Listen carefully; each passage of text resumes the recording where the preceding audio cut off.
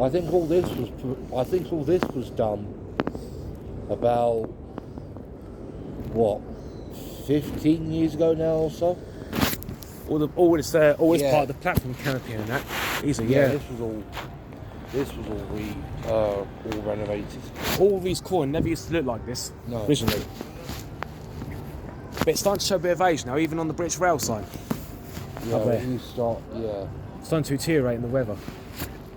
Yeah, I would like to say the weather's good. Yeah. But like I say, but mind you, I think the post office, or what was the head office, the post office, I think British Rail have bought that now. And I think they're looking at knocking it down to make room for 2 extra platforms. How they're going to do that, I don't know. But I mean, take all this space here. They could easily add one more platform here if they moved all this. Yeah, but I think they have to save it because this is where they keep it. There are all the trolleys and stuff down there. Look at all this. This is all spare parts. As you can see, you've got railroad ties and dollies and various other machinery they use to service the rail. There's even track clips down there that holds the rail in place for the sleepers. Yeah. That's all. It happens to be all part of Network Rail down here. Yeah. Careful your phone, mate. Don't stop it. Oh, that's why I got this. Oh, right. It's from a Wii remote. No. Attached onto my phone. Yeah. It's handy. But yeah, thanks. Yeah, I just come up here every once in a while when I'm sometimes even come back here after I've hanged out with Lewis sometimes and that really. All right. Just to get away from it all. Yeah. Especially if you had a stressful day and that really. So. Yeah. And I've So just what about how's and I just realised underneath that bit of wall bit there. Do you see those old windows down there? That looks like part of an old signal box down there, actually. what? Right down there. You know the bit that the ramp that takes people up.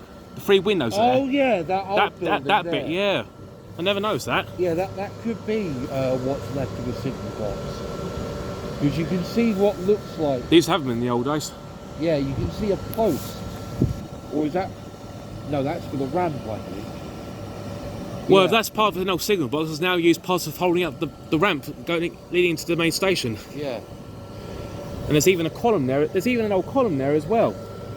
Yeah. Column posts holding up as well. Yeah. But I've actually never noticed that. yeah, but that may have been. So for, I've always been looking this way. Yeah, that may have been for the signal back then.